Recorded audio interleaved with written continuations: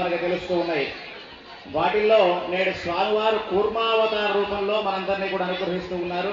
ఈ కూర్మావతార రూప వైశిష్టం ఏంటయ్యా అంటే, ఒకానొక సందర్భంలో దూర్వాసముని యొక్క శాపవశాత్తు ఇంద్రాది దేవతలందరూ కూడా వారికి ఉన్నటువంటి ఆ యొక్క త్రిలోకాధిపత్యాన్ని, వారికి ఉన్నటువంటి స్థితిగతులన్నింటి కూడా కోల్పోయినటువంటి సందర్భంలో వారు భగవంతుడైనటువంటి శ్రీమన్నారాయణమూర్తిని చేరి వారికి